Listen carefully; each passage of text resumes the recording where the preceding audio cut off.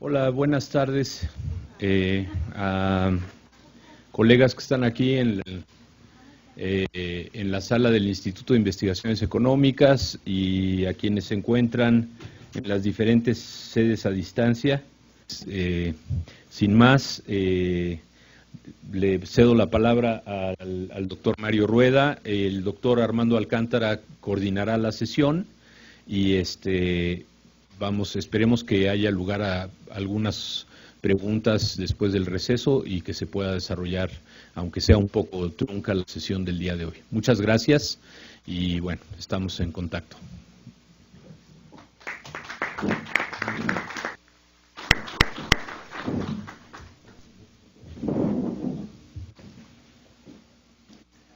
Trataré de ser breve en la exposición para dar un poquito de más tiempo para los intercambios, ¿no?, a la hora de las preguntas. El tema que quiero desarrollar hoy y compartir con ustedes tiene que ver con políticas de evaluación. Sé que otros expositores han estado insistiendo en algunas de las políticas, si no tengo mala información, sobre todo a nivel de evaluación de académicos, ¿no?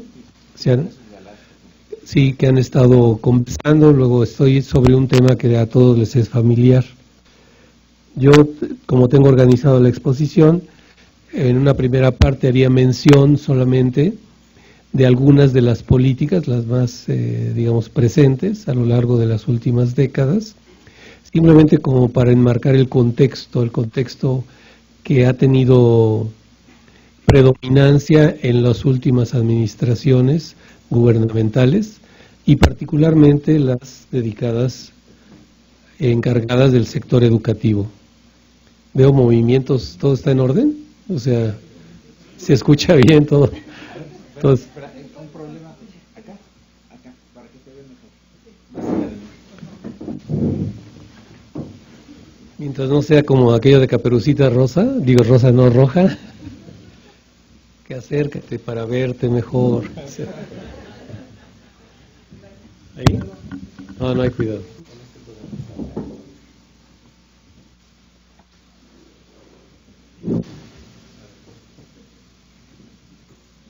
¿Y por qué tienes esos colmillos tan grandes? Esa era otra historia, ¿no? Bueno, estaba con que hay tres ideas que quiero compartir esta tarde con ustedes. Una de ellas tiene que ver con un repaso a vuelo de pájaro sobre las políticas, poniendo énfasis en la parte de evaluación del sector educativo, que desde mi punto de vista, y quizás porque ese es mi interés profesional, han tenido mucha presencia en las últimas 3 décadas, ¿no? Creo que todos hemos vivido, veo muchos jóvenes aquí, pero aún ellos seguramente han vivido toda esta situación de evaluaciones por todas partes, ¿no? Entonces, una primera tiene que ver con políticas de evaluación, una segunda tiene que ver con la idea de ver pros y contras o puntos positivos que se han reconocido de este tipo de políticas, con la idea como de un balance, aunque no lo sea así como muy formalmente hecho, pero para tener una idea de que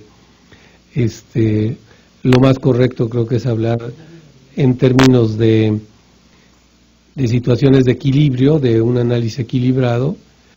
Y en la tercera parte pienso descender como a un ejemplo de estas políticas de evaluación, de lo que han resultado estas políticas de evaluación, particularmente las referidas al desempeño docente, que como Imanol lo hacía en la presentación, es el tema al que me he dedicado más tiempo en los últimos años.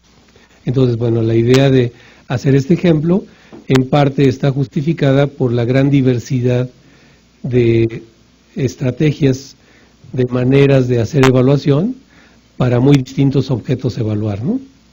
Pensar en una evaluación para instituciones tiene una problemática muy diferente a hacer la evaluación de los aprendizajes, pensando en los estudiantes, o del desempeño docente, pensando en los académicos, o en la evaluación del programa, o sea, de un programa de formación. Es decir, cada uno de estos objetos de evaluación, a lo largo de estas 3 décadas, pues ha desarrollado tanto estrategias e información teórica que han permitido orientar las acciones de evaluación.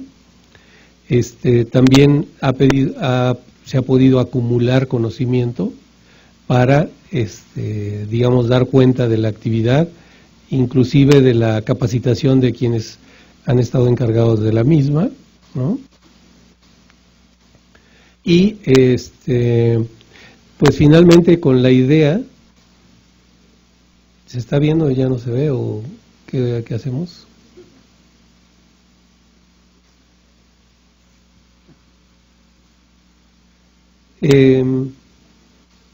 Bueno, no importa, en algún momento nos acompañará la imagen, ¿no?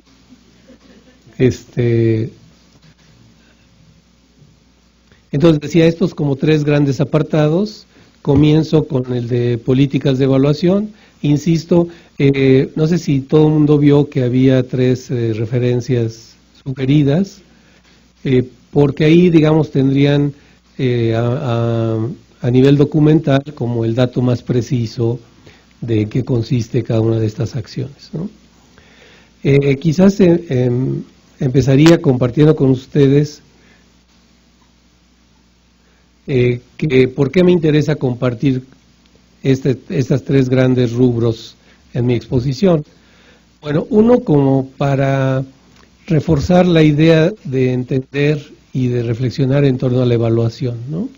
La evaluación, que desde mi punto de vista es compartida a nivel social de una manera sobresimplificada, por un lado. Es decir, generalmente cuando uno habla de evaluación, socialmente entendemos examen y automáticamente calificación.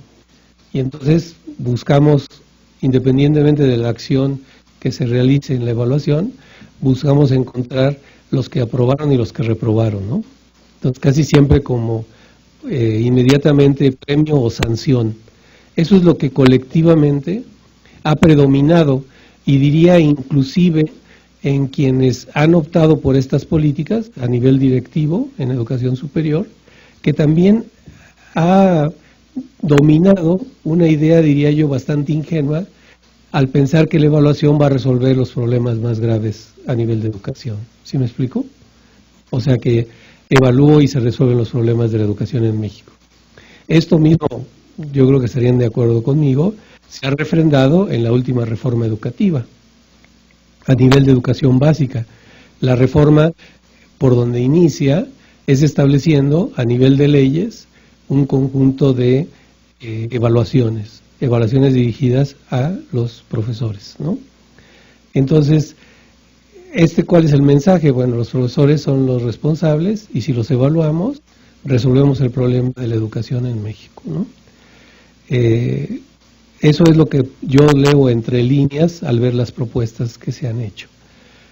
Entonces, bueno, mi idea es, al conversar con ustedes, ir señalando elementos que nos permitan, si teníamos esa idea compartida con lo que los medios de comunicación se han dedicado a insistir y a machacar de una manera muy, muy sistemática, que por lo menos en esta charla se salgan con algunas ideas de que es algo mucho más complejo que poner una nota y dar un premio o proponer un castigo, ¿no? Y pensar que esa es la actividad prioritaria que permitiría una mejor calidad en lo que es el sistema educativo en su conjunto. El otro punto que hacia donde me gustaría ir junto con ustedes al compartir estas ideas es de que quizás al escuchar algunos temas y al reflexionar sobre algunas experiencias a las que hemos estado sometidos a nivel de evaluación, podríamos animarnos a hacer investigación sobre las prácticas de evaluación. Es decir, no lo que se dice que debe ser, que hay muchos textos que lo dicen y muchos autores, ¿no?, que recomiendan una gran cantidad de cosas, de cómo debe ser la evaluación, para qué sirve, etcétera, etcétera, pero que poco se regresa, poco se le da atención a ver qué es lo que está pasando como prácticas de evaluación. Por dar un ejemplo, se espera que al evaluar a los docentes se mejore la docencia, ¿no?, se mejore su práctica. Al margen de cómo yo decida evaluar el desempeño docente, tendría que regresar en algún momento para ver si esa manera de evaluar está teniendo como consecuencia o como uno de sus efectos principales que el profesor esté enseñando mejor. O sea, que la actividad evaluada se mejore, ¿no? Entonces, si yo no llego a esta parte, y generalmente las prácticas de evaluación en los últimos 30 años en México, con mucha dificultad, algunas llegan parcialmente a dar cuenta de qué fue lo que pasó. La idea de compartir estas ideas con ustedes es de que se animen y comiencen a hacer investigación, que nos ubique a todos en esta ruta que está ahí señalada. Es decir, que efectivamente la evaluación contribuya a mejorar el sistema educativo en su conjunto, pero yo diría cualquier objeto que está siendo evaluado. Y por objeto estoy entendiendo el sistema educativo, una institución, la UNAM, ¿no? Una universidad privada, un programa, el programa de odontología, el de medicina, el de biología, es decir, un programa como tal de formación, la actividad del profesor en interacción con sus estudiantes o el aprendizaje escolar de los estudiantes, ¿no? Digo, cualquiera que sea el interés, estoy hablando como un objeto de evaluación, pero en general todos estos objetos de evaluación pues tendrían que conducirme hacia efectivamente que esta actividad desarrollada repercuta en una mejora del objeto evaluado. Entonces, en particular, hablaré sobre el contexto de la educación superior por las características de este diplomado, es decir, sé que todos compartimos un interés en la educación en general, pero que en particular estamos interesados en la educación superior. Entonces, yéndonos hacia una revisión, decía, muy somera y rápida, diría que de cómo estábamos hace pues ya varias décadas a cómo se está ahora, ha habido avances respecto a la evaluación en sí misma, ¿no? En cuanto a las prácticas de evaluación. Y que estas actividades de evaluación, las políticas de evaluación, se han justificado de manera distinta en distintos momentos, pero que en general predomina la idea de ir hacia mejorar la calidad. Por ejemplo, al inicio se hablaba de la eficiencia y la pertinencia, después la calidad.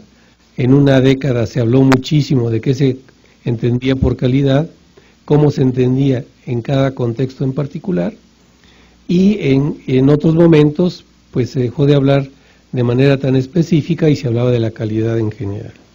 Diría que una característica de lo que ha pasado en el país, y aquí comienza el recuento, ¿sí alcanzan a leer? ¿Sí?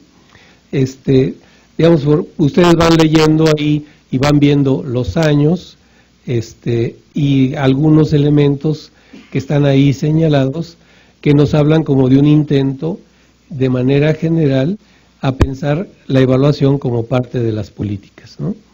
Por ejemplo, el primero aparece la Asociación Nacional de Universidades de Instituciones de Educación Superior. Digamos, ahí no está como la creación de este organismo exclusivamente ligado a la evaluación, pero sí había un componente de que al organizar las instituciones habría posibilidades de una observancia de ciertas reglamentaciones, la posibilidad de intercambios y acompañamientos entre las distintas instituciones, y de alguna manera por eso algunos autores lo ponen como parte de los antecedentes. En el mismo sentido estaría el Sistema Nacional de Planeación Permanente, que en esa época las políticas, por ejemplo, el énfasis lo ponían más en la planeación. Todo circulaba o giraba alrededor de la planeación. Y de ahí la evaluación empezó a aparecer, aunque después la planeación, aunque sigue presente, definitivamente no con la misma fuerza ni presencia que la evaluación en sí misma. Ahí aparece, por ejemplo, el Sistema Nacional de Investigadores. Ahí todos sabemos que este Sistema Nacional de Investigadores aparece en un momento de crisis económica muy fuerte y que surge sobre todo como una medida paliativa para evitar que los académicos dejaran las universidades. A tal grado había sido el deterioro salarial en esos años, que se pensó en un sistema que salvaguardara la planta dedicada a la investigación, la planta académica de las universidades dedicada a investigación y se crea este sistema. Insisto, en un primer momento para apoyar la permanencia y posteriormente va a adquirir un estatus de reconocimiento del trabajo investigativo y actualmente diría pues ya forma parte de las credenciales de todo académico que trabaje en una institución de educación superior, ¿no? Cuando uno lo saludan le preguntan ¿y tú qué nivel tienes, no? Del SNI. ¿No les ha pasado? Bueno, a mí sí, ¿eh? Sobra decir que algunos ya no te dirigen la palabra si no estás dentro del sistema o si no eres del nivel correspondiente, ¿no?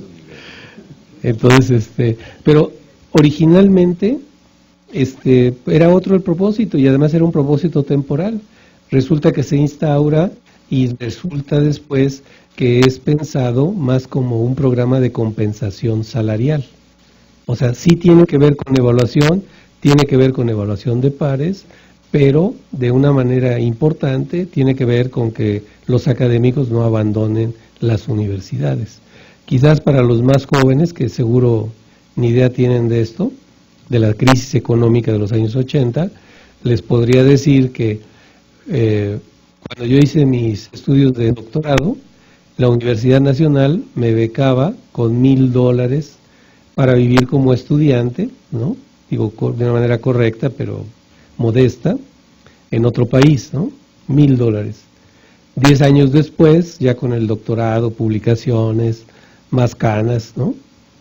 La misma universidad me pagaba $300, ¿no? Entonces, sí, dice, aquí pasó algo, ¿no? Pues hubo 2 crisis económicas muy fuertes.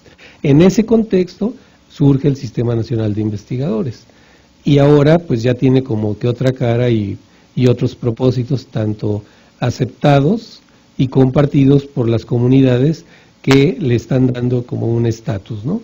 Pertenecer al sistema ya tiene que ver con prestigio. Y también muchas veces se le cita como un sistema modelo de lo que sería la evaluación por pares, ¿no? No es el caso, en algún otro momento podríamos ahondar en esto, pero no necesariamente es de pares, ¿no? Es de colegas, pero un colega puede evaluar a otro de otra área que ni siquiera conoce del tema, ¿no? Entonces no es tan de pares, o sea, es de colegas, pero ¿no? Pares implicaría que quien evalúa tiene un conocimiento similar o superior de lo que se está evaluando en ese momento, ¿no? Y así como eso, bueno, se está con visiones como la CONAEVA, que surgen como ya sistemas de evaluación que van a tratar de sincronizar todo el sistema, y en la misma dirección que los programas que el programa del Sistema Nacional de Investigadores, surge el programa de pago por mérito o de compensación salarial a nivel de productividad, que seguramente eso lo platicaron con el expositor anterior, hasta donde tengo entendido. En otros momentos, por ejemplo, ya cuando se habla específicamente del posgrado y de la evaluación que está ahí vigente, pues la presencia de la evaluación se justifica por las razones que están ahí expuestas, ¿no? Muy presente esta idea de por la calidad, para mejorar la calidad, para atender y mejorar el número de profesores, de alumnos, para hacer mucho más eficientes los centros de investigación, que como todos ustedes saben, en México ha habido un centralismo brutal, ¿no? Las instituciones de educación superior inician en la Ciudad de México y área metropolitana, y bueno, ese centralismo todavía sigue teniendo sus efectos, ¿no? Entonces, y en algunos momentos se justifican las acciones de evaluación con la idea de descentralizar, es decir, que no solamente en la zona metropolitana haya posibilidades de acceso a estos programas. El Sistema Nacional de Investigadores, como decía hace un momento, formalmente ahora se le da el estatus de reconocimiento a la actividad, sobre todo de investigación, y también con la idea de mantener una cierta productividad, una productividad que, bueno, es todo un tema de discusión respecto a si los criterios que están siendo empleados para acreditar la cientificidad de una producción científica serían los mismos para todo tipo de disciplinas, ¿no? Entonces, hay trabajos que han mostrado que claramente son los físicos quienes dan inicio a este sistema de acreditación o de validación del conocimiento científico y que, queriendo o no, imponen su sistema de, digamos, de credibilidad de su producción científica a las demás áreas, ¿no? Cuando no necesariamente estamos hablando de circunstancias o de situaciones similares, ¿no? Por ejemplo, que un físico produzca o tenga que escribir artículos en una revista de las cuales todos los científicos físicos en el mundo identifican como las 10 mejor reconocidas de la disciplina, entonces con que yo publique en una de esas 10 ya tengo como acreditado mi trabajo por la comunidad científica, pues eso tiene muy poco que ver con lo que pasa en ciencias sociales y en particular con lo que pasa en investigación educativa. En investigación educativa lo que tenemos es un interés porque el conocimiento que producimos interesa que llegue a quienes, pues al país que estamos estudiando, a los actores sociales que estamos estudiando, porque queremos tener una incidencia en las realidades locales. Entonces no tiene como mucho sentido que me lean en Francia problemáticas que tenemos en México, ¿no? Entonces ahí es donde queda como muy claro esta dificultad de trasladar unos criterios para acreditar el conocimiento producido de una disciplina a otra, ¿no?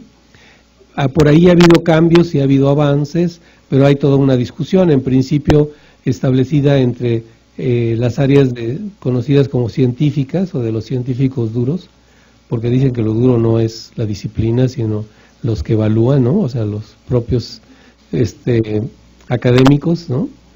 Y las ciencias sociales, que tienen otra, digamos, otra naturaleza, tienen otras metodologías, reconocen de maneras distintas el trabajo, lo acreditan de maneras distintas, y entonces ahí hay un problema de imposición de unos criterios sobre otros. Y al hacerlo, pues alterar las dinámicas de lo que sería el desarrollo científico de cada una de las disciplinas. Bueno, ahí hay toda una discusión, pero nuevamente esto asociado a la evaluación con estímulos económicos, y que han dado lugar a esta situación de precariedad económica. Yo creo que es muy importante no olvidar esto, porque esa fue la justificación y el contexto que permitió un desarrollo muy fuerte de la evaluación. ¿Por qué? Porque fue asociada a cuestiones económicas, ¿no? En esa situación de precariedad, de disminución de los recursos, entonces se vio la evaluación como el medio, ¿para qué? Pues para distribuir, se decía de mejor manera, los escasos recursos que había, ¿no? En el caso de los académicos, pues se les evalúa y los académicos aceptan la evaluación, en principio porque tienen una condición tan precaria que pues toda ayuda bienvenida, ¿no? Diría que hace 20 años todavía se pensaba que era imposible evaluar a los académicos universitarios. Ahora pues es una situación completamente, digamos, que ha incorporado a la vida universitaria de manera, diría yo, hasta más efectiva de lo que los diseñadores hubieran pensado, ¿no? Pero esto se debe a que se instaura en esas condiciones. Entonces, esa condición es la que permitió el desarrollo acelerado de prácticas de evaluación que se fueron diversificando a cada uno de estos objetos de evaluación que ustedes acaban de ver.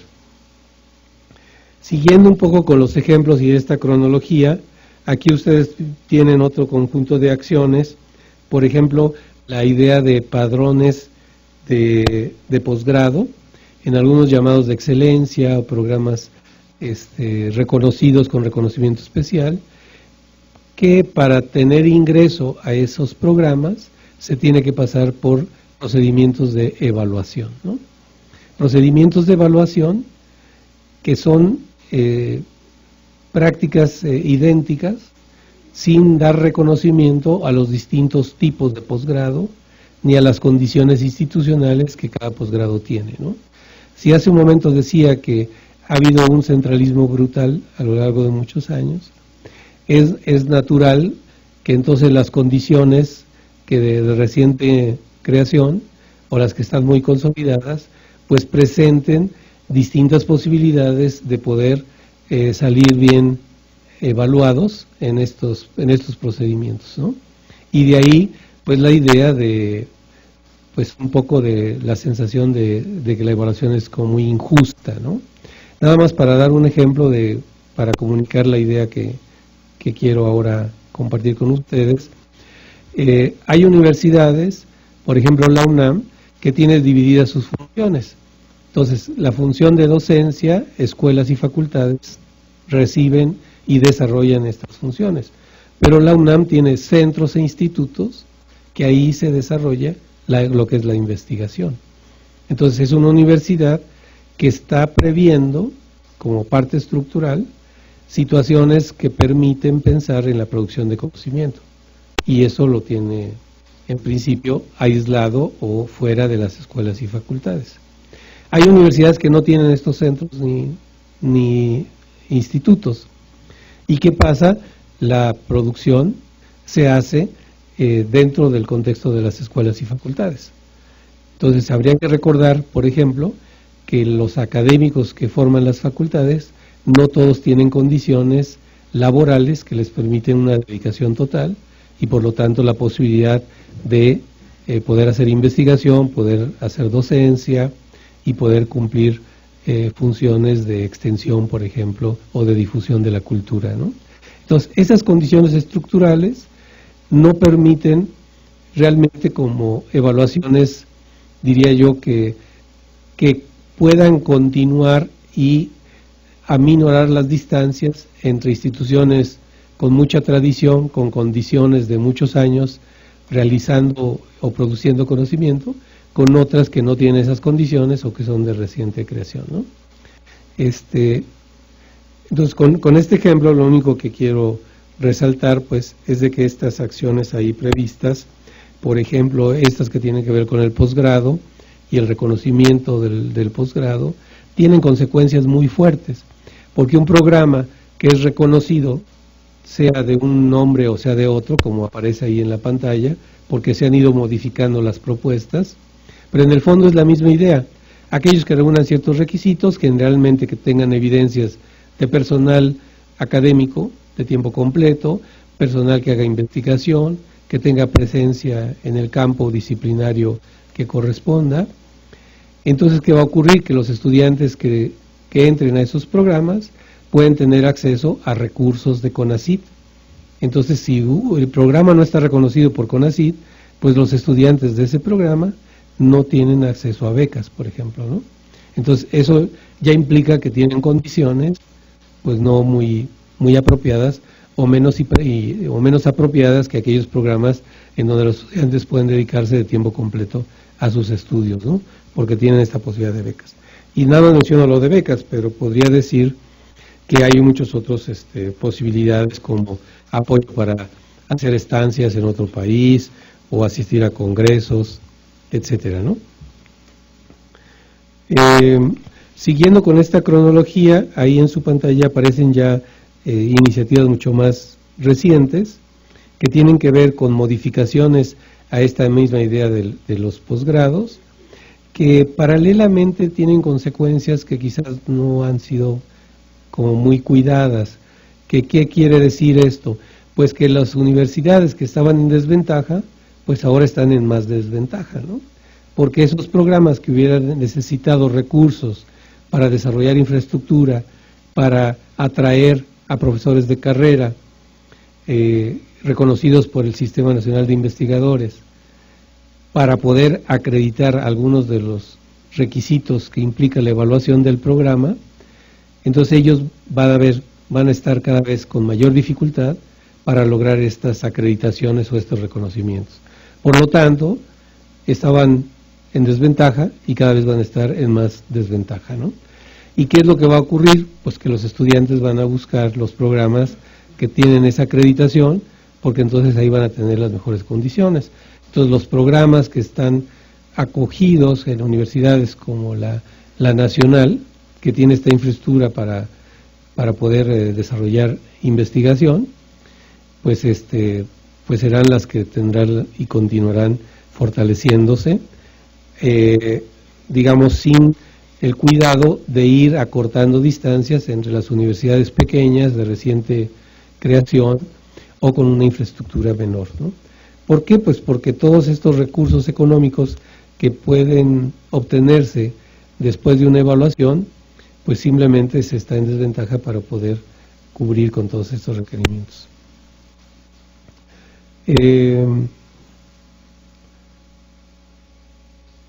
Insisto, como parte de esta evolución de lo que son las políticas de evaluación, perdón, todo el tiempo estoy hablando de políticas de evaluación, por si omito, digo políticas, me estoy refiriendo a las de evaluación en particular, ¿no?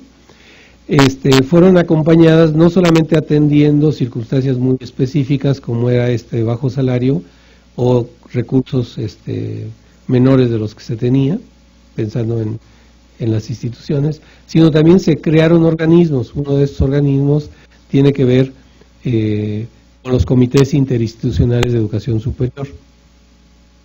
Entonces, estos comités, por ejemplo, del que me estoy refiriendo en este momento, tenían por objeto acercarse y valorar los programas.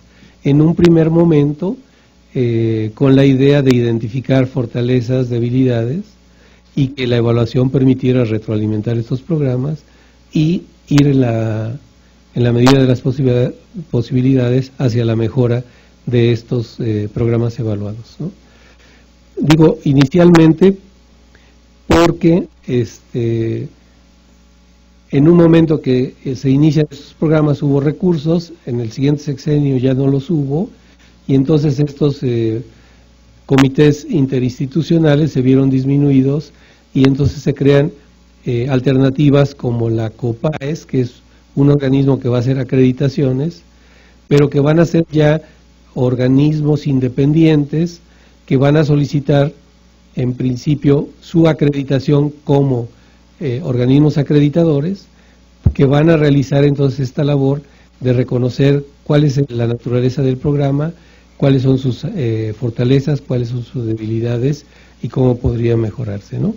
Entonces, como se observa aquí, pues a pesar de los años que se ha tratado de implementar esto, siempre ha tenido la dificultad, por un lado, de pocos recursos que ya no se han inyectado y que entonces los costos que tienen las evaluaciones recaen en las instituciones. Y entonces otra vez las instituciones que tienen recursos pueden solicitar su evaluación, pero las que no los tienen pues están en desventaja y no pueden solicitar la evaluación. Si no reciben esta evaluación, pues no tienen la posibilidad de acreditarse, y aquí digamos la dificultad también de que estos organismos independientes que logran su acreditación lo logran a partir pues del pago de un procedimiento que los va a acreditar como tales, y por lo tanto una situación ya como de interés económico. Tengo que recuperar pues lo que gasté, ¿no?, para constituirme como organismo evaluador. Y de ahí la posibilidad entonces de crear una situación como muy delicada. ¿Por qué? Porque las instituciones y los programas al interior de las instituciones pues van a buscar la acreditación a toda costa, ¿no?, porque de eso va a depender que puedan tener acceso a recursos adicionales, ¿no? Entonces, ¿qué va a ocurrir con esto? Pues muchas posibilidades de simulación, ¿no? Otra de los organismos creados es el Ceneval, que todos ustedes saben qué es, pero que empieza como con un organismo independiente que va a dedicarse a hacer una valoración en específico, pero que a lo largo del tiempo ha ido creciendo y diversificando tanto sus iniciativas de evaluación, y si al principio solamente era para el ingreso a la educación media superior o a la superior, posteriormente va a establecer exámenes equivalentes a la titulación o como condición para nuevamente la acreditación de los programas, y una gran cantidad de situaciones que, bueno, ahí está la cifra de 21 millones de personas que han sido evaluados, ¿no?, en todos estos programas. También ha habido intentos de pensar en la evaluación de docentes. creo que todos estamos conscientes que la evaluación en educación surge de una manera, diría yo, natural. En la medida que la escuela se plantea metas, pues la idea de si se lograron o no y qué pasó con ellas, da pie a la evaluación. Pero hasta hace algunos años, cuando uno hablaba de evaluación, inmediatamente pensaba en los estudiantes y en la evaluación de los aprendizajes, ¿no? Actualmente, pues ya uno tiene que decir de qué evaluación estás hablando, ¿no? Entonces aquí ya hay iniciativas, vean el año, o sea, 91, que van dirigidas ya a ir estableciendo criterios de valoración de la actividad del profesorado. Y también programas, por ejemplo, que van a ir dirigidos al profesorado, pero con la idea de que, por ejemplo, se eleven la formación de los académicos, que se identificó que había muchos con licenciatura o con maestrías inconclusas y pocos con doctorado, entonces se inyectan recursos para que cada vez haya más doctores, y diría con eso se va estableciendo como esta idea de que en las universidades el modelo es doctorado, ¿no? Si no tengo doctorado no puedo ingresar, pero no solamente doctorado, sino hacer investigación, tener reconocimiento en la investigación y tener los menos años posibles, ¿no? Entonces yo voy a proponer un programa de rejuvenecimiento de los académicos, pero en otro sentido, ¿no? Para ver si logramos ingresar a unos no tan jóvenes, pero que parezcan muy jóvenes, ¿no? Entonces, esto nos habla de un modelo de académico que ha ido respondiendo a circunstancias muy diferentes. Por ejemplo, en los años 70, que la universidad estaba creciendo, había más puestos que personas que pudieran ocuparlos, refiriéndome a los académicos. Entonces uno podía ser contratado aún sin terminar la licenciatura. Entonces esto creo que muchos académicos entrarán sin licenciatura completa. Era raro con maestría y más raro con doctorado. Pero esto se ha modificado a tal grado que no hay plazas, y entonces la exigencia, el doctorado como para empezar carreras, ¿no? Carreras académicas. Entonces, aquí ya voy, digamos, acercándome hacia la época actual y hacia otros programas como integral de fortalecimiento institucional, que aquí estaba apuntando no al programa, sino a la institución misma, ¿no? Entonces a los académicos, a las instituciones, y todos, diría yo, con la misma filosofía. Y también van a surgir como la necesidad de empezar a coordinar todos esos esfuerzos de evaluación. Entonces, desde hace muchos años se habla de un sistema nacional de evaluación, ¿no? ¿Por qué? Pues porque hay muchas acciones de evaluación que empiezan como a tropezarse unas con otras, ¿no? Por ejemplo, un programa puede alentar la productividad individual, incluso castigar la colectiva. Entonces, si yo tengo un artículo que comparto con 2 o 3 colegas, se me puede como castigar el reconocimiento de ese producto, y entonces se alienta como que cada quien se defiende y avanza como pueda, ¿no? Y al mismo tiempo hay otros programas que lo que alientan es la colectividad.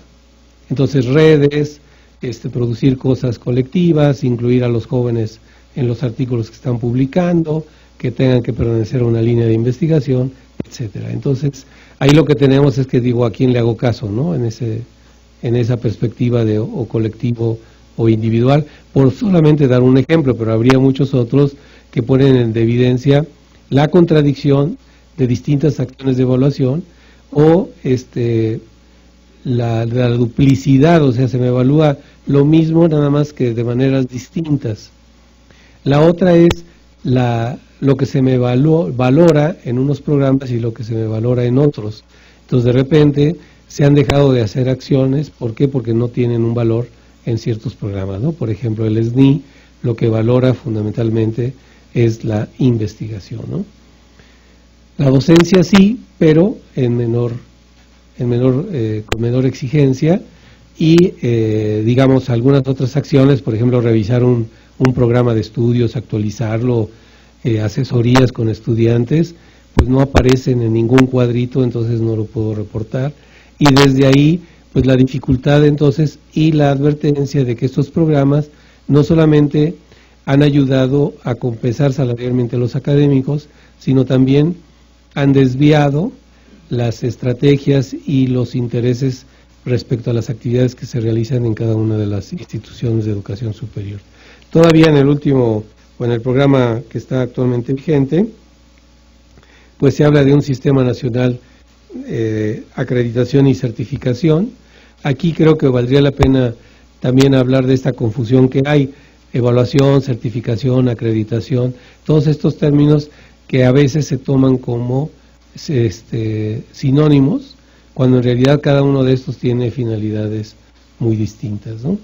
Entonces esto nada más para corroborar pues la insistencia en este rubro y la necesidad reconocida, por lo tanto, de que es un hecho que no hay coordinación, ¿no? Entonces que cada programa en donde se están incluyendo acciones de evaluación, pues camina en sí mismado, ¿no? O sea, con sus reglas, con sus exigencias y con las consecuencias establecidas para cada una de estas acciones. Entonces, otra vez, hablar del Sistema Nacional de Evaluación, Acreditación y Certificación como aspiración, pues nos hablaría de que efectivamente no hemos avanzado mucho en esa perspectiva, ¿no? Por lo tanto, la posibilidad como de un reto. Perdón, paso ahora a otra sección de la charla.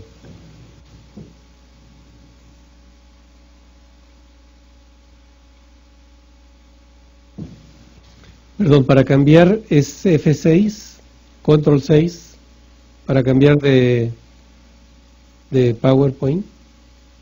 ¿No? ¿Podrían decir ahí en la cabina? Se me olvidó que me dijeron, es que Control...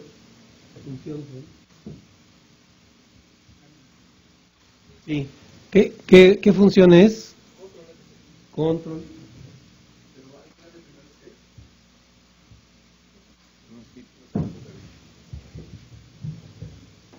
Así es esto de las tecnologías, de las viejas tecnologías, ¿no? Ya son nuevas, ¿eh? Sí. Sí. Entonces, perdón. Más les vale. Están evaluando.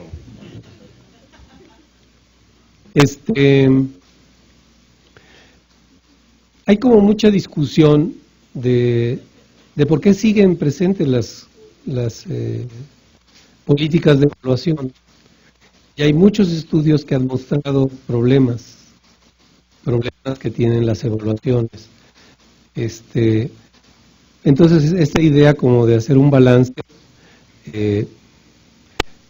tendría que comenzar diciendo que si se dio pie a la evaluación, pues también fue porque había condiciones que alertaban de problemas graves, ¿no? Sí es cierto que las universidades eran como intocables, es decir, nadie se metía con ellas, pero bueno, las universidades que tenían menos del 50% de alumnos con egreso regular, ¿no? Pues sí decía uno, bueno, estaría bien hacer algo al respecto, ¿no? O que no había acciones de investigación, en fin, un conjunto de cosas que ahí están mencionadas algunas de ellas, y que efectivamente pues decían sí hay que hacer algo. El problema es que la primera acción que se piensa en esas circunstancias pues tiene que ver con la evaluación, ¿no? Entonces cuando ya se plantea, bueno, a ver, ¿por qué no nos sentamos, reflexionamos y tomamos decisiones? Sí hay ya un reconocimiento y entonces empieza a haber puntos positivos, ¿no? Y generalmente estos puntos positivos, diría yo, sustentados por los principales promotores de la acción de evaluación, ¿no? ¿Qué van a hacer? Pues a destacar esos aspectos positivos. Y yo diría también compartidos por los académicos o por las instituciones o por los programas que han sido beneficiados por esas políticas. Entonces, quienes ha sido beneficiado por esas políticas, pues no quiere que se mueva, ¿no? Definitivamente. Entonces, en este recuento podríamos identificar pues la idea de que a través de la evaluación se ha fortalecido el posgrado. La pregunta es que solo los que están en el padrón, y es la minoría, ¿no? Entonces la pregunta es, ¿qué ha pasado con todos los demás que no han sido beneficiados, ¿no? Y que están igualmente acreditando maestrías y doctorados, es decir, están emitiendo títulos, ¿no? Y por ahí, bueno, pues yo creo que estas ideas que están aquí expresadas, pues habría que tomarlas con cierta precaución, ¿no? Lo mismo los efectos observados en cuanto a los programas como PROMED y PIFI, en donde pues se ven, por ejemplo, que efectivamente hay más doctores, hay más maestros, que ha habido recursos inyectados que han permitido que la planta académica tenga más grados, ¿no? Ahora, el supuesto ahí de tener maestría o tener doctorado es que teniendo el doctorado se mejora la docencia, ¿no? Lo cual algunos estudios ya realizados muestran que no necesariamente, ¿no? Es decir, el doctor, no el médico, ¿no?, sino el que tiene el doctorado, no necesariamente es el mejor profesor, ¿no? O no porque hizo el doctorado ahora enseña de mejor manera. En fin, pero creo que esto nos permite como advertir que en la parte como positiva de la evaluación, pues mucho tiene que ver la idea de justificar estas políticas que han sido efectivas. Pero en general, estas justificaciones se quedan a nivel de manejo de cifras, más doctores, más maestros, más programas en el padrón, más investigadores nacionales, ¿no? Pero poco dicen de las otras cosas que se han dejado de lado o de los efectos colaterales que se han causado a partir de estas políticas, ¿no? Un hecho que no tiene ninguna discusión es que en todas las universidades se trabaja de manera muy abundante preparando todo tipo de evaluaciones, ¿no? Todos los actores están involucrados, el director, los académicos, todos tienen que estar en eso. Entonces están instauradas las políticas y yo decía en parte porque en el momento que se instaura la condición permitía y favorecía una incorporación rápida, ¿no? Se han establecido procesos de evaluación y de acreditación destinados al aseguramiento de la calidad de la educación superior, pero insisto, medida en este tipo de indicadores, ¿no? Y así ustedes pueden continuar la lectura e ir viendo que todo está referido tanto a los indicadores que se manejan en cada programa y de la suma de estos indicadores, como a su vez justificación de lo favorable de las acciones de evaluación. Planteado como retos, incluso reconocidos en el discurso oficial, que eso es algo que llama mucho la atención. En un número especial de perfiles educativos dedicado a evaluación del año pasado, que está como parte de su bibliografía, en la introducción presentamos ese número especial, justamente haciendo alusión de que el mismo gobierno, a partir de los discursos oficiales, reconoce problemas en la evaluación. Y esto hace 3 sexenios. El siguiente sexenio lo retoma, lo reconoce, pero se mantienen las mismas políticas. Y actualmente, nuevamente se reconocen problemas, pero no hay modificación en las políticas. Y en el Inter ha habido muchos trabajos de académicos que han documentado las limitaciones de la evaluación y siguen sin haber cambios en las políticas de evaluación y en las prácticas de evaluación. Entonces sí estamos como en un impasse, pues yo diría como muy preocupante, porque estamos de acuerdo en los cambios, pero nadie comienza como a moverle ahí la situación, en gran medida yo creo como con un temor de afectar intereses ya instalados, ¿no? Entonces todo esto pues sigue apareciendo como retos, por ejemplo, simplificar los procedimientos, diseñar un sistema de información confiable. Aquí es muy curioso porque, por ejemplo, haciendo alusión a la reforma educativa, pone un énfasis muy fuerte en lo que es la evaluación y su obligatoriedad y consecuencias, digamos, graves o fuertes respecto al profesorado, que no cumpla, que no acredite pues a través de estos procedimientos de evaluación. Y al mismo tiempo está iniciando, y digo bien, está iniciando el recuento de cuántas escuelas hay, cuántos maestros en qué escuelas, cuántos niños son y dónde están. ¿Por qué? Porque el sistema de información, hablando de educación básica, no permite, por ejemplo, identificar que Juanito Pérez, que se cambió de Durango a Mazatlán, es el mismo Juanito Pérez que estaba en cuarto año y pasó a quinto en la otra escuela. En una aparece como baja y en otro como alta, pero no hay manera de identificar que es el mismo. Peor aún, no saber qué maestros están frente a qué grupo o a qué escuela, ¿no? Peor aún, cuántas escuelas hay. Entonces uno no puede ser la misma Secretaría de Educación que no sabe cuántas escuelas hay, ¿no? Obviamente cuántos maestros y en qué escuela están ubicados, qué actividades realizan. Entonces nos habla de que no hay un conocimiento de lo más elemental, ¿no? Lo fundamental. Y en ese marco, reconociendo eso, porque están proponiendo un sistema de información, le ponen énfasis otra vez a la evaluación, ¿no? Cuando no está resuelta una cosa tan elemental como esta. Algo parecido ocurre en educación superior, con menor, digamos, gravedad, pero sí con problemas en las estadísticas que todos los que estudian educación superior comparten la queja, ¿no? Bueno, ¿cuántos son? ¿En dónde están? ¿Qué dato tomaste? ¿No? Anuyes, ¿qué dice la SEP, la Dirección de Educación Superior, etcétera, ¿no? Entonces, como verán, hay todavía muchos retos que nos hablan, vistos desde otra manera, como carencias, o si somos optimistas, como el camino hacia donde tendrían que dirigirse los esfuerzos para continuar con la evaluación o para modificarla, ¿no? En las dos presentaciones aparecen las referencias para que no se preocupen de si no anotaron ni cosas por el estilo. Ya voy cerrando para poder entrar a las preguntas, que no voy a saber otra vez cómo, que no vi. Primero Escape.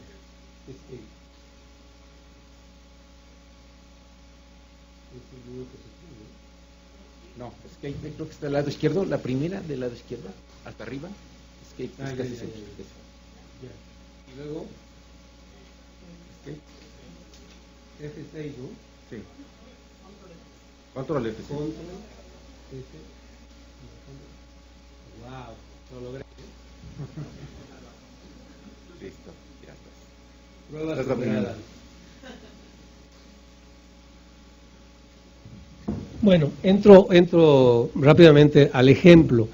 Entonces aquí la idea fue, sobre todo, con todas estas ideas que he estado compartiendo con ustedes, todas estas sospechas, todas estas especulaciones, la idea fue, bueno, veamos qué está pasando con la evaluación del desempeño docente.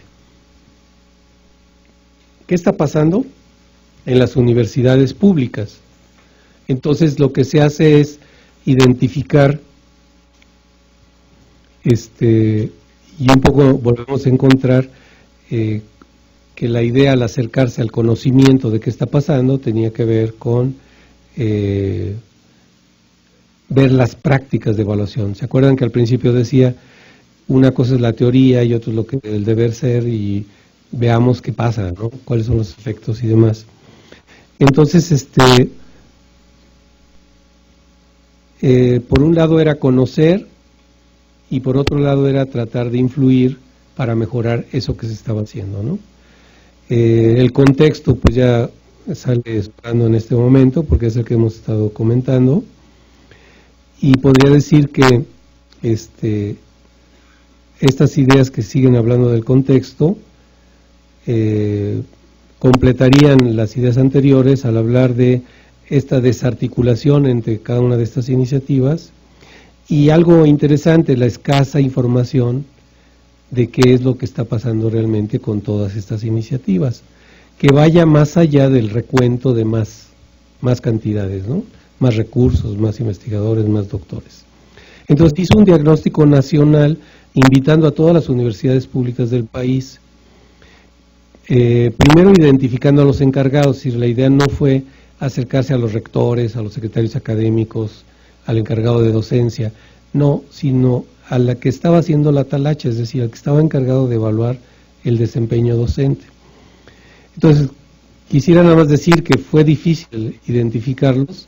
Nosotros pensábamos que eso se podría hacer muy rápidamente, pero resulta que en las propias universidades no estaban claramente identificados desde dónde o quién hacía la evaluación del desempeño docente, ¿no? O en qué lugar estaban. Entonces, esto con la idea de, una vez identificados, dirigirnos a ellos directamente para que ellos nos dijeran qué es lo que estaban haciendo, ¿no? En qué consistía. Entonces hizo una solicitud de información básica de que si hay o no hay evaluación, en qué consiste, cuándo empezó, en fin, información muy básica, ¿no? Y entonces después se les pidió un reporte. ¿Se acuerdan que decía? Era por regiones, con la idea de reconocer que México es un país muy diverso y que lo que importaba era identificar por estas regiones que el mismo CONACYT reconoce, instituciones de muy diferente tamaño, propósitos, etcétera, ¿no? Entonces, se invitó a estos encargados de la acción de evaluación para que participaran en un seminario taller en donde ellos presentaban lo que estaba ocurriendo en su institución y a su vez escuchaban lo que otros colegas en esa región estaban haciendo como actividades de evaluación, todo referido al desempeño docente, ¿no? Y la idea era que juntos se compartiera como una visión de qué es lo que está pasando sobre esta actividad evaluativa en la región. Y con la consigna desde el principio de buscar cómo podría mejorarse esas cosas que estaban siendo reconocidas. Entonces aquí, por cuestiones de tiempo, solamente resalto algunas de las características que fueron identificadas de manera muy general. Entonces, uno es que todas las instituciones, absolutamente, o sea, sin fallar, estaban aplicando programas de evaluación del desempeño docente. Todos señalan que lo que predomina es que esto se hace con fines administrativos, es decir, que la evaluación se hace para acreditar el programa, para reportar a otra institución externa, en fin, como requerimiento externo, ¿no? Que no había una sola donde no estuviera ejerciéndose esta actividad y que en prácticamente el 99.9%, como se hacía la evaluación del desempeño docente, era a través de un cuestionario que se aplicaba a los estudiantes, ¿no? En muy escasos ejemplos o en instituciones había presencia, por ejemplo, de evaluación del desempeño docente a través de directivos o acciones de autoevaluación por los propios maestros o por pares, es decir, que otro maestro participara en observaciones directas en el aula, o por portafolios docentes, ¿no? Todos aceptan y reconocen problemas técnicos en la elaboración del cuestionario, o sea que quienes los elaboraron no conocían como las estrategias que deben de seguirse para elaborar un cuestionario que está pretendiendo medir algún comportamiento, ¿no?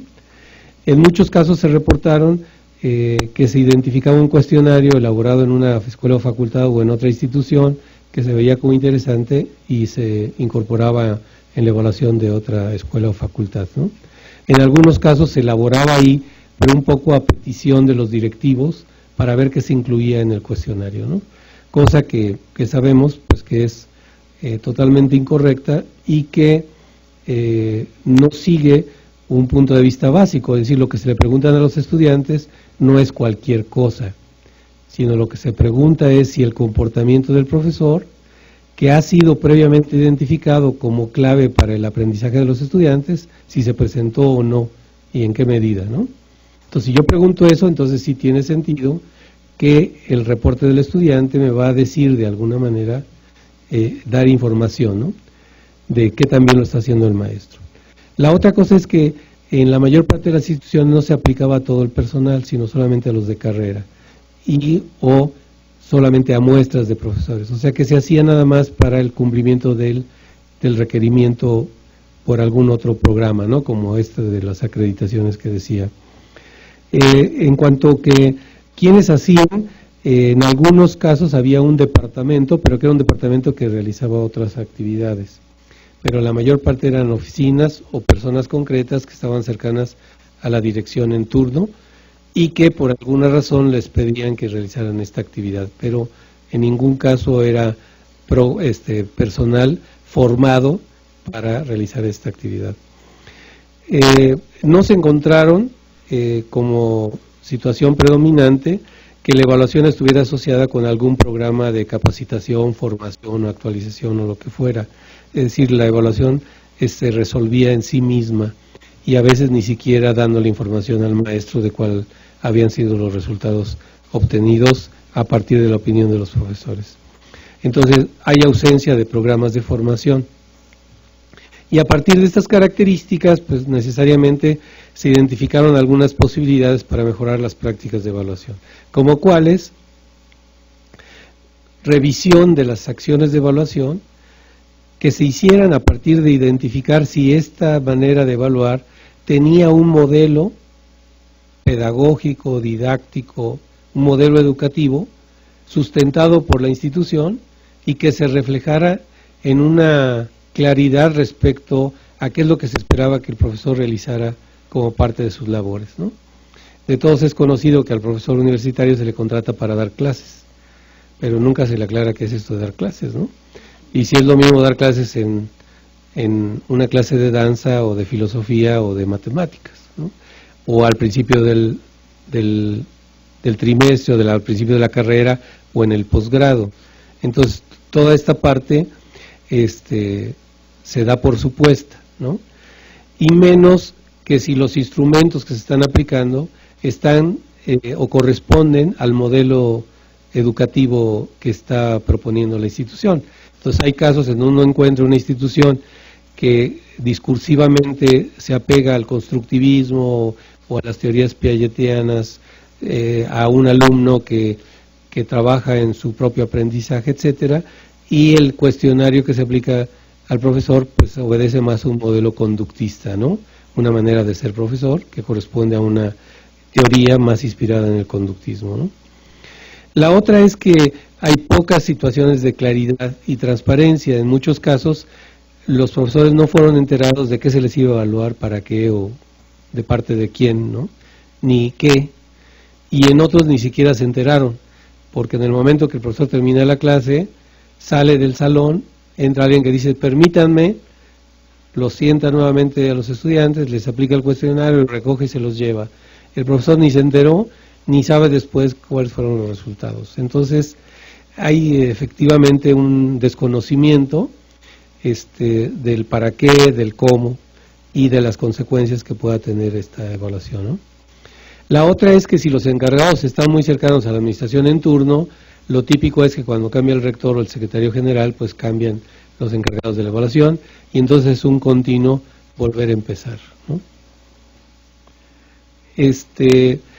Aquí también algo que se vio como necesario es la posibilidad de diversificar las formas de capacitación de los que realizan la evaluación. Y yo creo que esto es como muy importante porque son los mismos encargados los que están pidiendo a gritos ayúdenos, ¿no? Creo que ha sido muy meritorio que a como pudieron fueron formándose en la práctica, pero yo creo que podrían hacerse mucho mejores esfuerzos para que hubiera estabilidad de este personal a nivel institucional y sobre todo para que supieran bien y pudieran entonces pensar en actividades a más largo plazo, ¿no? Una cosa que parece obvia pero que no lo es, que el propósito principal es para mejorar las prácticas. Entonces algo que ha ocurrido es que a lo largo de estos años que los estudiantes se han cansado de estar evaluando y que no ven ningún efecto sobre lo que está pasando, ¿no?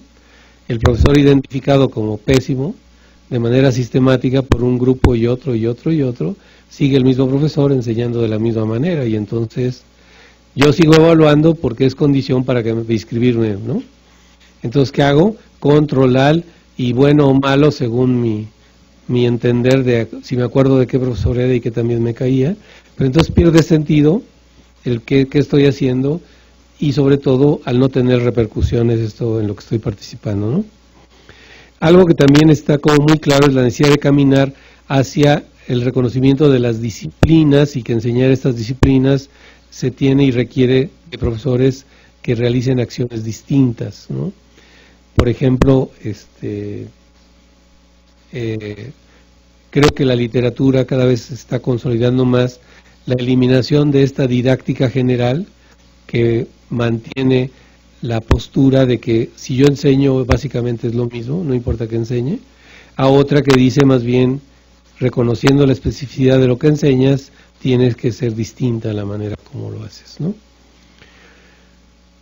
La otra es que generalmente son los estudiantes los que contestan y bueno, se ve como una perspectiva de mejora si se utilizaran distintas fuentes en la evaluación. Ya había dicho lo de la estabilidad de los encargados, de la diversidad de la formación de los encargados y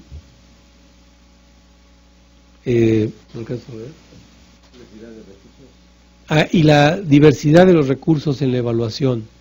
Cuando yo evalúo a los estudiantes que tengo enfrente y quiero saber que también aprendieron, si aplico un examen de opción múltiple, voy a tener una idea de su aprendizaje, pero si hago un interrogatorio personal a cada uno de ellos, voy a tener otro.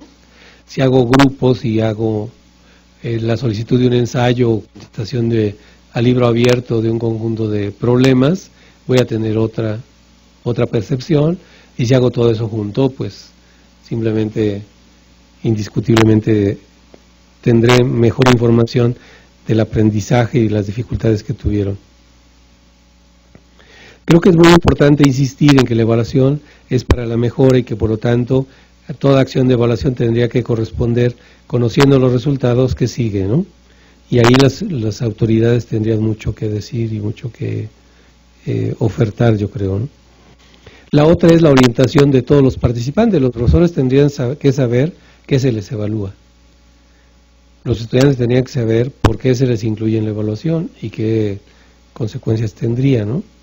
Y los directivos también tendrían que involucrarse, pero en una manera distinta, como simplemente la supervisión y garantizar que se haga esa actividad para poder acreditar su programa, sino cuál es el sentido, ¿no?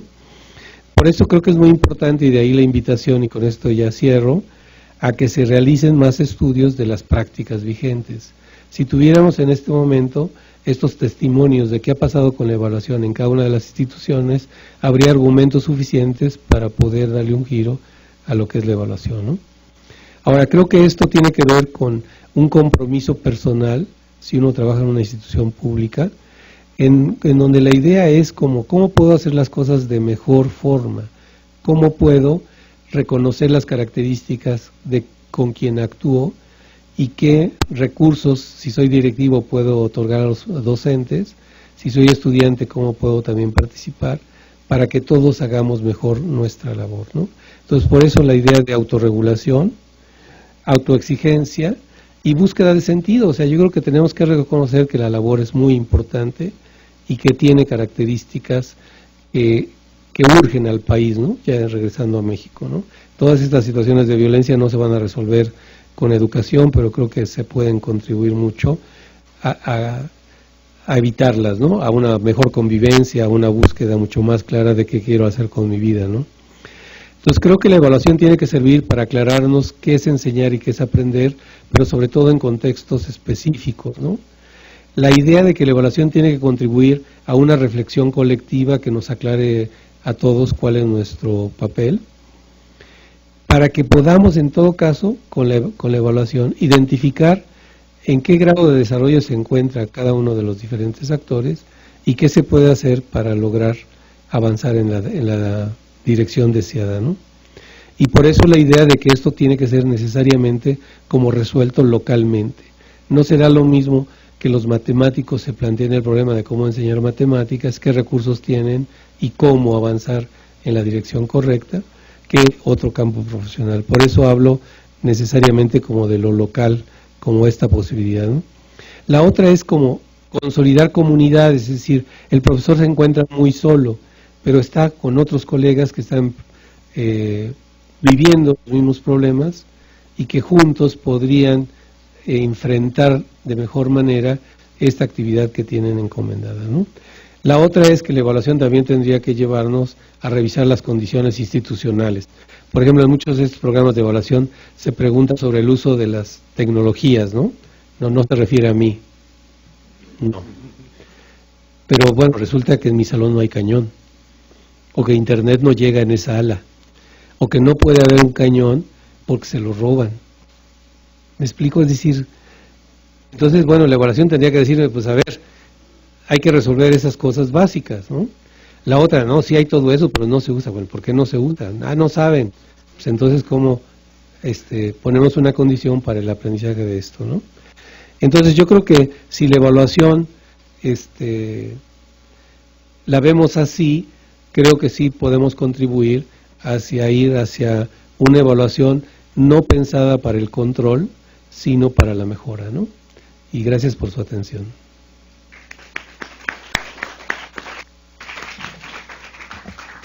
Bueno, les recuerdo, como dijo Imanol al principio, que vamos a tener que terminar a las 7. Veo que algunos están medio fatigados, así que vamos a hacer un receso de 5 minutos, reloj en mano, y regresamos para... ¿O quieren que sigamos? ¿Sí? Pues a los que les surja con discreción. Sí, y regresen pronto. Y los que no, pues aquí seguimos. Entonces, tenemos unas preguntas que nos han llegado. Mario, si quieres darles una revisada. Son básicamente sobre algo que mencionaste tú de la evaluación del posgrado. Y hay algunas otras que hablan sobre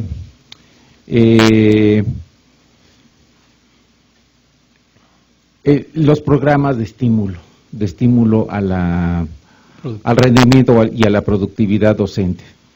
Mira, si quieres darles tú una ojeada, pero es básicamente sobre esos dos grandes temas que son como yo los veo. O sea, creo que ya hay bastantes trabajos que se han puesto como principal objetivo tratar de entender los efectos y las formas de proceder de la aplicación de estos programas. Entonces, nada más a manera de ejemplo, diría que casi siempre lo que ocurre es que uno piensa que lo que pasa en su institución es lo que pasa en las otras, ¿no? Y no necesariamente. Yo recuerdo una mesa redonda justamente con el tema de estímulos a la productividad, y por los que estábamos de la UNAM, hablábamos de la condición de la UNAM y estábamos discutiendo... El PRIDE, ¿no? Sí, si los criterios eran los apropiados, si no, que faltaba reconocimiento de las condiciones tan distintas que tienen los académicos. Por ejemplo, no es lo mismo quien está como investigador de tiempo completo que quien está de profesor de carrera de tiempo completo. O sea, en un caso estaría más como con la exigencia hacia la investigación, en el otro más hacia la docencia. Y aunque los dos se le exige lo mismo, en términos sobre todo de investigación. Y se valora más la investigación que la docencia, ¿no? Entonces hay ese tipo de problemas. Pero digamos, eso es como un primer nivel. Y entonces un colega que estaba ahí, que venía de una universidad pedagógica, decía, no, pero es que ustedes son los ricos y tienen condiciones de estabilidad impecables, ¿no? En mi institución, cuyo nombre ahora no recuerdo, ¿no?, decía, tenemos que ver si llegan los recursos, y si llegan, un tiempo después se van a repartir, pero nunca se sabe cómo se reparten, ¿no? En algunas aplicaciones, la distribución fue a los jefes de departamento, ¿no?, cuando explícitamente en el programa decía que no se distribuían por desempeño de cargos, ¿no?, sino que era la productividad. Entonces había unas condiciones que al escuchar eso decía uno, bueno, es que sí, primero habría que aclarar que en cada institución las condiciones son distintas, ¿no? La otra es que yo hace un momento decía que el primer problema que se advertía era la imposición de criterios de una disciplina hacia las otras, y hablaba de la física o de los físicos y de las ciencias sociales, pero en una reunión que había puras gentes de las áreas duras o dichas duras, ¿no?, entre ellos había una gran discusión. Estaba ahí el geógrafo que decía, a mí me piden que publique cuando yo estoy haciendo el inventario de los recursos naturales del país. ¿Qué cosa puede haber más importante que eso? Lo tendría que hacer el Estado, pero no lo está haciendo, lo estoy haciendo yo. Y entonces ahora me castigan y me piden que no publique en el journal especializado de no sé qué. Y mi trabajo tiene otro sentido, otra importancia, y tendría que tener un reconocimiento de otros criterios, o sea, tendría que ser reconocido con otros criterios. Entonces, ahí hay un conjunto de problemas respecto a las convocatorias, que además, por ejemplo, prácticamente todos los programas se modifican año con año o cada X tiempo, y se aplican a posteriori. Entonces, nada más para ejemplificar, en la UNAM, el primer programa de estímulos decía, solo lo que hiciste el año pasado, y tendrías que haber dado clases y publicado.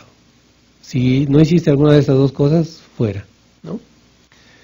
Y entonces, por ejemplo, Sánchez Vázquez, que todo el mundo sabe quién es Sánchez Vázquez, ¿no? Uno de los filósofos más reconocidos, respetados, connotados de América Latina y instalado aquí en México, se quedó fuera de los estímulos.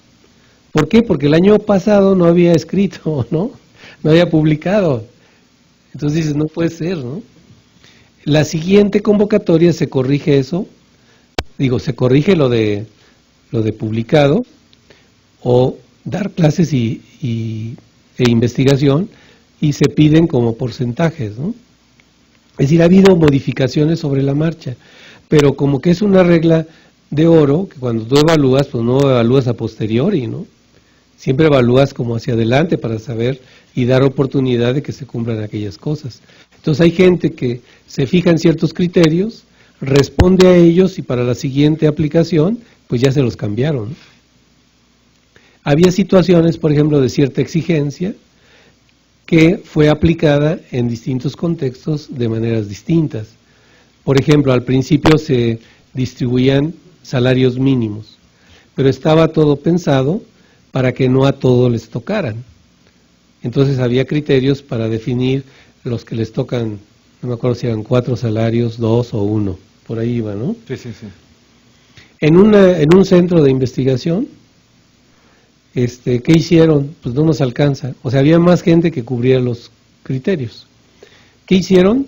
Pues elevaron los criterios. Entonces dejaron fuera de estímulos a gente que había cubierto los criterios de las convocatorias, ¿no? Porque ahí lo decidieron. En otro centro dijeron, no, aquí somos muy democráticos y va un salario mínimo para todos. Y repartieron entre todos. Otro criterio, ¿no? Igualmente no respondía a los criterios de la convocatoria, pero así lo hicieron. Y en otra, señor rector, nos faltan tantos salarios mínimos para que nos alcance. Y se los dieron, ¿no? O sea, entonces había como una situación de exigencia, una aplicación diversa en cada contexto y posibilidades de negociación que permitieron en unos casos resolverlo de una manera y en otros hacerlo de otra. Entonces, este tipo de problemas están presentes y por eso decía, depende de cada institución, depende de cada situación, que habría que ver cuál es el problema en particular y cómo podría encaminarse hacia hacer una mejor evaluación. La otra cosa es que, por lo menos desde mi concepto, estrictamente hablando, eso no es evaluación. Es un programa de compensación salarial que tiene ciertos requerimientos, ¿no? Pero finalmente se maneja como evaluación y actualmente podría decir se maneja como un criterio de reconocimiento del trabajo. O sea, no solamente de qué nivel tienes del SNI, sino qué nivel de PRIDE tienes, sería ya como te reconozco o no te reconozco, ¿no? Y para muchas cosas, por ejemplo, si solicito recursos a CONACYT en su formulario me va a decir qué nivel tienes, no solamente del SNI, sino también de la universidad en particular en donde estés ubicado, ¿no? Entonces, alrededor de los estímulos hay un conjunto de problemas que tendrían que analizarse y tendrían que, diría yo, resolverse localmente, ¿no? Por esta diversidad de cosas que realizan los académicos. Hace poco en una comisión evaluadora estábamos revisando el caso de un cineasta. Entonces uno decía, a ver sus publicaciones, no tiene, ¿no? Pues no. ¿Quién lo cita, no? Citas, pues no, o sea, hace otro tipo de trabajo, ¿no? Y entonces como gran dificultad de cómo hacemos equivalente una película que equivale a un libro, ¿no? Una película premiada en Cannes o en Cannes sería el equivalente a un Oscar, ¿no? Y eso equivale a un Prix de D, ¿no? A una categoría alta, hay dificultades. Había el otro caso de la especialidad de los que estaban siendo cuestionados o analizados era intérpretes, eran músicos. Entonces ahí su punto era la interpretación.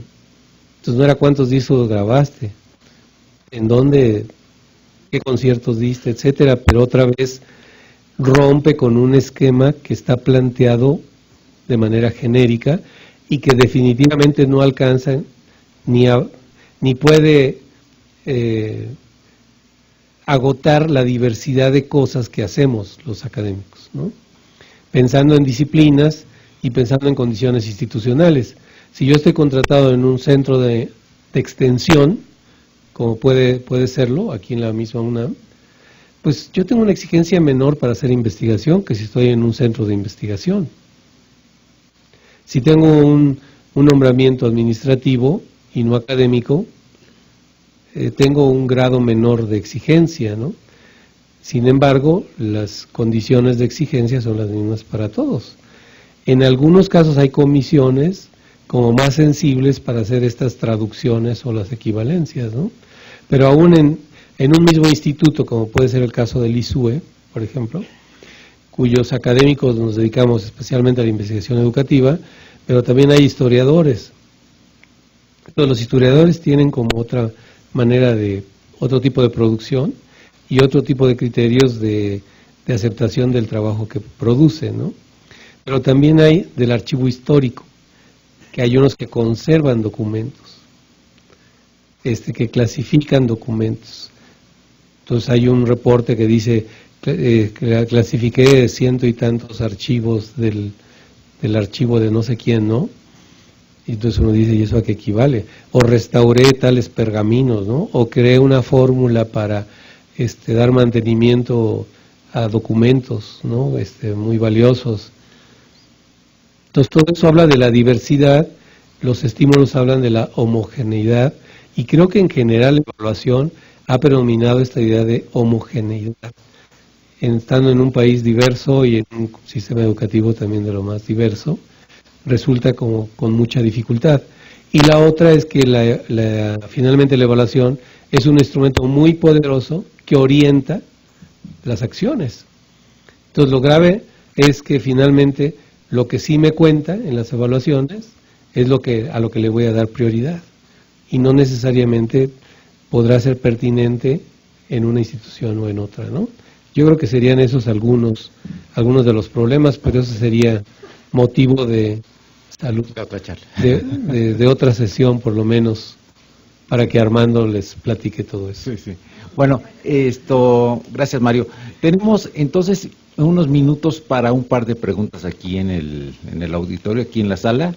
¿Quién quiere preguntar? O sea, los de mayor edad ya no. Jorge, ¿tiene una pregunta? Un comentario.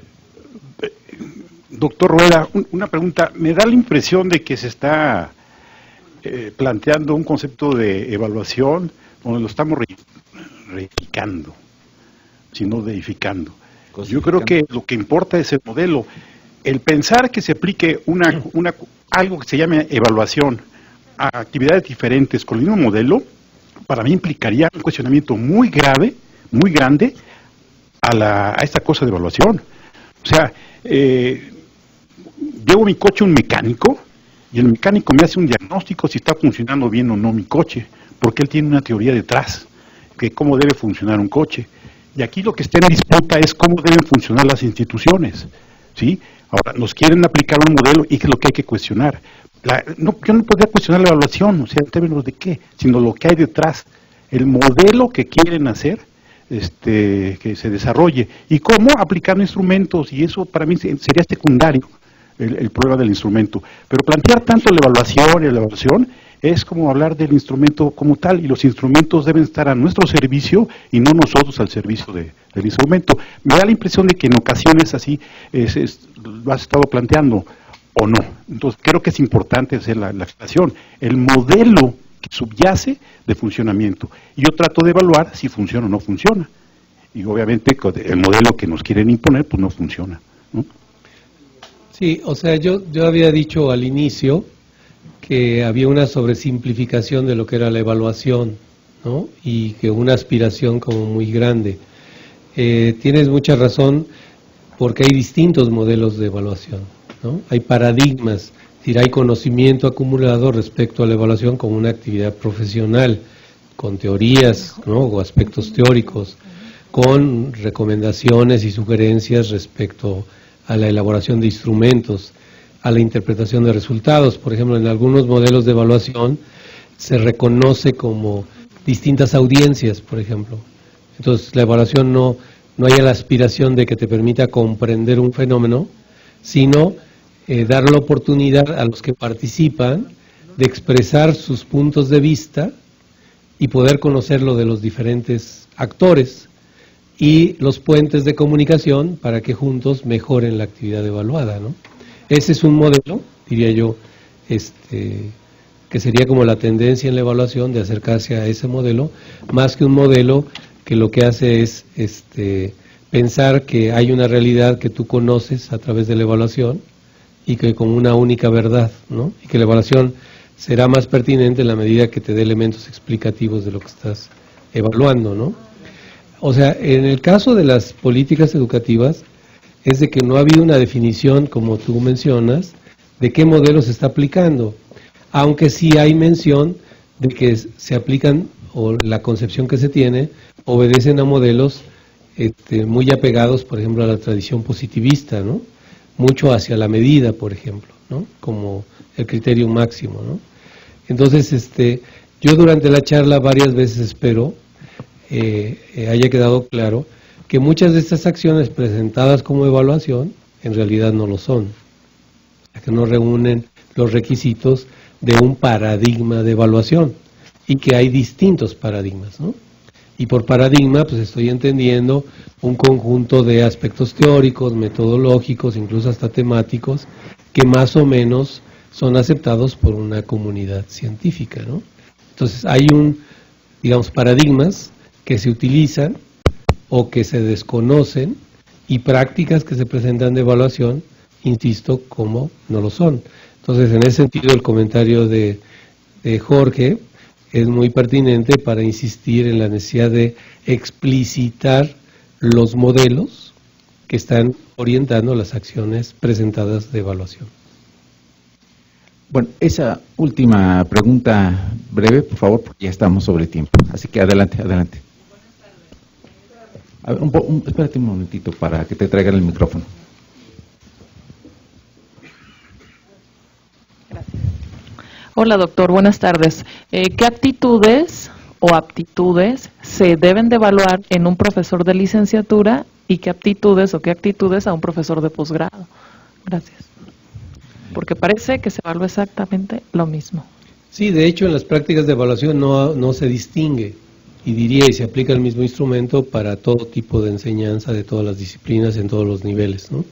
Lo cual pues evidentemente es incorrecto, ¿no? Es decir, no se sostiene, pues, ¿no? Por eso decía que uno de los retos de la evaluación es que nos permita esta reflexión, no dar por hecho de que el profesor debe hacer tal cosa, sino discutir, acordar, pactar qué es lo que esperamos que el profesor realice, ¿no? En dónde, en su clase, en qué nivel, para qué propósitos, ¿no? En los modelos que digamos de evaluación que resuelven la actividad a partir de cuestionarios que contestan los estudiantes, apuestan a una manera de ser profesor, sustentada en investigación, en donde se ha mostrado que cierto comportamiento del maestro está relacionado con aprendizaje exitoso. ¿Sí me explicó? ¿Fui muy enredado? O sea, por decirle algo, manejo de los contenidos, ¿no? Es reconocido como una característica importantísima en el maestro. O sea que si tú no sabes, es muy difícil que enseñes bien, ¿no? Entonces, dominio de la materia es un aspecto que la literatura ha mostrado que los profesores que son efectivos, que en el aprendizaje mostrado en el aprendizaje de los estudiantes, tienen un buen manejo de contenidos. ¿Ok? Entonces, si tú ves la pregunta en el momento de contestar referido a esto y contestas positivamente, estarías como en esta lógica, dando información respecto a algo que se hace correctamente. El punto está en que este tipo de estudios se hizo bajo la lógica de que es posible identificar, primero, dividir el comportamiento del profesor en variables y estas variables asociarlas con aprendizaje eficaz. Modelo que ha sido sumamente cuestionado, ¿no? Y que no está tan claro que haya ese vínculo, ¿no? Entonces, la primera cosa a notar es que discutir qué es ser un buen maestro es eso, un motivo de discusión y tiene que resolverse localmente. Aquí en ingeniería, ¿qué es ser buen maestro? Aquí en biología, aquí en psicología, ¿qué es ser buen maestro y cuáles serían los argumentos que así lo justifican? Y esto tendría que reflejarse en la manera como tú te acercas a identificar si el profesor lo está haciendo bien o no lo está haciendo bien. O sea que al evaluar, quieras o no, tú asumes un modelo. Digo, lo asumes o no porque puedes pensar en características y a lo mejor no tener los argumentos o el sustento para justificar que sea eso y no de otra manera, ¿no? El otro punto es de que un buen profesor, es decir, aquel que logra aprendizajes exitosos en sus estudiantes. Entonces, si te fijas ahí, ya estoy yo definiéndome cuál sería el criterio. Bueno, para mí el criterio central es que el estudiante no solamente haya aprendido, sino que quiera aprender más y que le guste hacerlo. Entonces, estoy poniendo criterios cada vez más poderosos para identificar al buen maestro, ¿no? No es el alumno que sacó 10 en este examen. O el profesor bueno es aquel que logró que el grupo tuviera un promedio mayor de 9, ¿no? ¿Por qué? Porque ese promedio mayor de 9 lo puedes manipular de una manera pues muy simple, ¿no? Desde les doy las respuestas hasta pongo muy bajito el examen, ¿no? Es decir, puede haber muchas. Eso es lo que de hecho lo que ha ocurrido con algunas prácticas de evaluación.